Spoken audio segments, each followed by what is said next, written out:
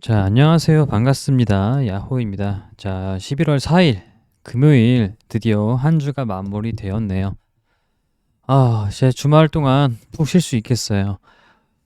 이번 주 매매를 돌이켜 봤을 때 시장을 보면 저는 개인적으로 좀 매매하기 괜찮은 환경이 아니었나라고 생각을 합니다. 왜냐하면 돈이 몰리는 구간이 거의 확실했죠. 트레이딩 하기가 나쁘지 않은 시장이었습니다.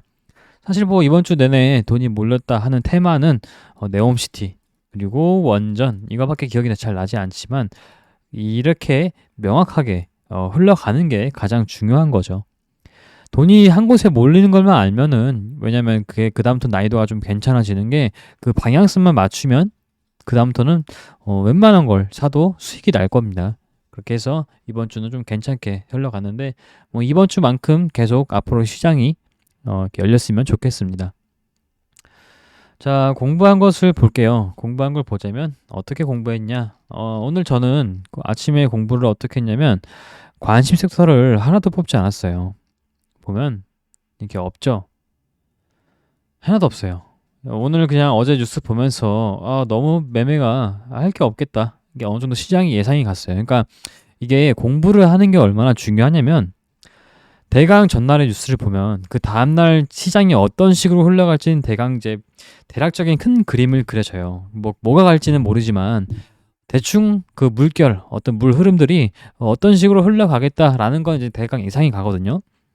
만약에 이렇게 아침에 공부를 해서 오늘 시장은 좀 재미가 없을 것 같다라고 생각이 들면 매매를 좀 무리하지 않아도 되는 거죠. 그러니까 무리를 하면서 수익금을 좀 까먹는 경우가 많거든요. 그러니까 공부를 하는 게 되게 중요합니다. 다음 시장을 예상할 수 있어요. 어떤 분위기 같은 거를. 그럼 오늘 저는 수익을 어디서 냈냐라고 한다면은 꽤나 시장에서는 좀 힌트를 좀 줬다고 생각을 하는데요. 저는 이제 아모레퍼시픽이랑 그리고 뭐 호텔신라, 이 두 종목에서 수익을 좀 냈어요. 그러니까 이거 두 종목의 특징은 뭐냐면 리오프닝 관련주죠. 리오프닝. 그리고 이 두 종목은 최근에 왜 이렇게 많이 빠졌냐 보면은 일봉을 보면은 엄청 많이 빠졌어요. 이 친구도 엄청 많이 빠졌고 아모레퍼시픽도 마찬가지로 계속 쭉 스트레이트로 쭉 빠졌는데, 자, 이 두 친구가 빠진 이유는 중국의 제로 코로나 정책 때문이었죠. 요즘 제로 콜라를 많이 먹어가지고 자꾸 제로 콜라라고 말하게 되는데, 제로 코로나 이 정책 때문에 이 두 종목이 실적이 악화되면서 이렇게 많이 빠졌어요. 그러면 오늘 어떤 뉴스가 있었냐면, 오늘 꽤나 좀 진짜 느긋하게 매매를 했었어요. 저는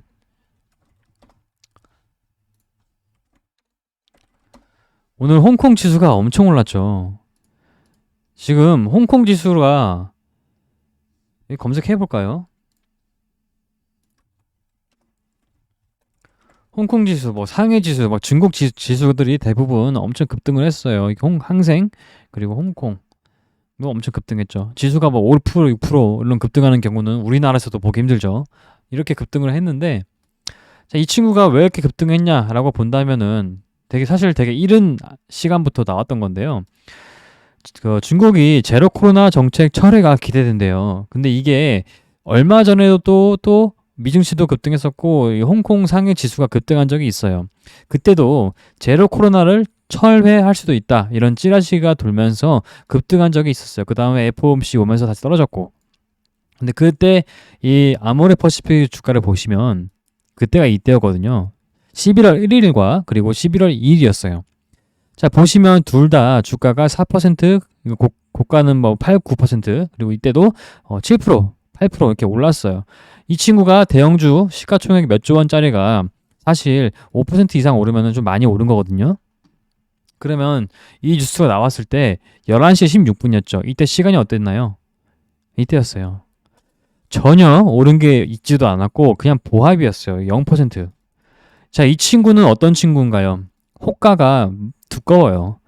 그러니까 무슨 말이냐면 한 호가에 억 단위를 매수를 할 수 있는 아주 좋은 종목이에요. 그렇다 보면, 자, 지금 홍콩 지수가 급등하고 있어요.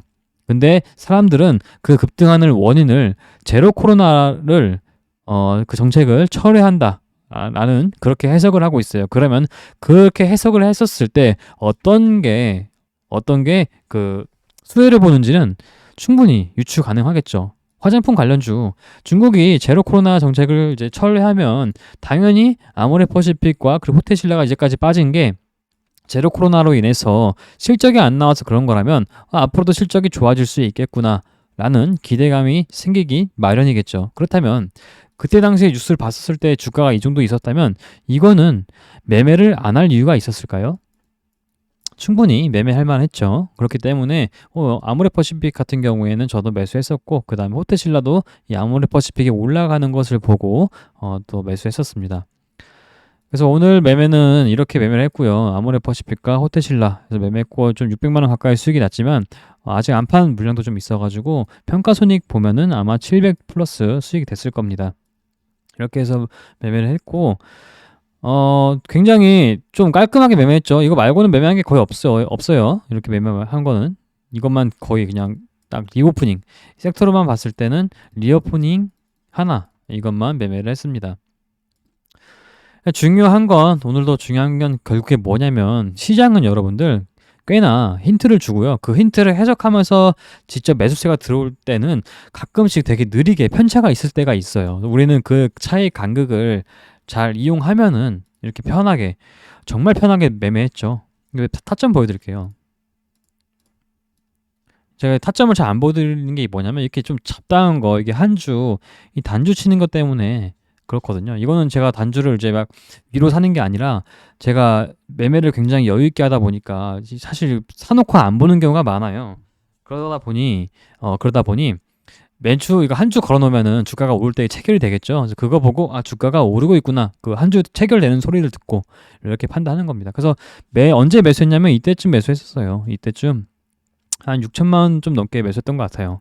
시드가 작은 작은 계좌다 보니까 이렇게 6천만 원 정도 매수했었고 이때 좀 매도했었고 팔고 좀 더 갔네요. 그리고 호텔신라는 어떻게 매매했냐면 얘는 이제 올라가는 거 보고 이때쯤 얘도 한 6천만 원 정도 이렇게 매수를 했던 거죠.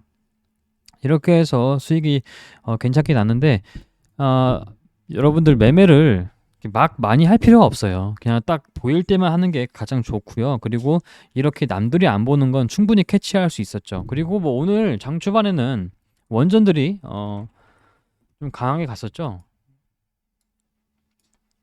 뉴스가 어떤 게 있었더라? 그 더구루라는 사이트에서 언론에서 뉴스가 나왔던 것 같은데 잠시만 찾아보죠 한번.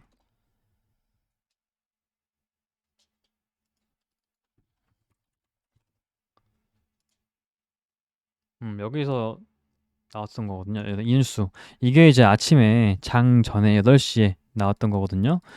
제가 이 언론사는 따로 체크하지 않았어요. 이게 나왔던 건 체크를 못했고 이런 뉴스가 아침에 장전이 나오면서 폴란드와 9일 일정이 잡혔죠. 9일 만나서 40조 본계약 논의를 한다. 이런 뉴스가 나와지다 보니까 최근에 원전 뉴스들이 굉장히 민감하게 반응하다 보니 아침에 이렇게 개파락 시작하면 되게 익숙한 그림이죠. 이거 어제와 똑같아요. 이런 식으로 어제와 똑같이 이렇게 움직여줬는데 전화번호 뉴스 못 봤으니까 이미 봤을 때는 한 이쯤에 봤었거든요. 이쯤에 봤었는데 자 이거 사실 이때 봐가지고 사면은 좀 바보 같은 짓이에요. 왜냐하면 이미 어제 이런 모습을 보였었어요. 이게 어떤 모습이냐면 메인 테마가 되지 않는다라는 걸 보여준 거거든요. 한전기술 이것뿐만 아니라 G2 파워 이 친구도 마찬가지로 바로 꺾였잖아요. 어제 올랐다가 장 초반에 한 30분 정도 강하게 움직였다가 바로 꺾였죠. 그러면 오늘 이 뉴스가 이걸 판단해야 돼요. 이 뉴스가 오늘 나온 이 뉴스가 새로운 것인가? 이 폴란드와 계약했다는 거는 이미 다 아는 뉴스고 이 규모도 40조 된다는 것도 이미 다 아는 내용이죠. 그러다 보니까 어떠한 새로운 뉴스는 아니다 보니까 그러다 보니 이거는 오늘도 심지어 어제도 이렇게 꺾였는데 오늘도 바로 꺾일 수 있겠구나 라고 감안한다면 이 자리는 절대로 가성비가 그렇게 좋은 자리는 아니었던 거죠. 그래서 이거는 그냥 보내줄 줄 알아야 되는 거예요. 사실 매매를 하다 보면은 여러분들 그 보내주는 게 되게 중요해요. 이 보내주는 거 보고 이거 봤던 건데 이거 내가 공부했던 건데 하면서 추격 매수하는 거 그게 굉장히 안 좋은 버릇이에요. 그렇게 하다 보면은 멘탈이 정말 쉽게 무너집니다. 제가 항상 강조하는 게 뭐냐면 매매는 무조건 편해야 돼요. 편해야 돼요. 내 마음이 편해야 그게 잘한 매매예요. 저는 항상 제 스스로 제 매매를 진단내릴 때 어떻게 매매하냐면 내가 이 매매를 하면서 스트레스를 받았는가? 이걸 체크해요. 수익을 얼마나 나든 상관없고요. 수익이 정말 뭐 하루에 몇 천만 원 벌어도 정말 스트레스를 그 심한 상태에서 그걸 번 거는 저는 그게 의미가 없다고 봐요. 왜냐하면 결국 인간의 정신력은 한계가 있기 때문에 그 스트레스가 누적되다 보면은 무너집니다. 그 무너지게 되면 멘탈이 무너지게 되면 당연히 매매가 완전히 꼬여버리죠. 그래서 오늘 뭐 이렇게 좀 여유롭게 매매를 했었는데요. 뭐 마지막에 여기서 말씀드린 거 되게 중요하다고 생각을 하고 있고요. 오늘 이번 주 한 주도 너무 고생 많으셨고 다음 주 그리고 앞으로 남은 기간 동안 11월 기간 동안 여러분들도 매매를 잘 하시길 바랍니다. 자, 이번 주 너무 고생 많으셨어요.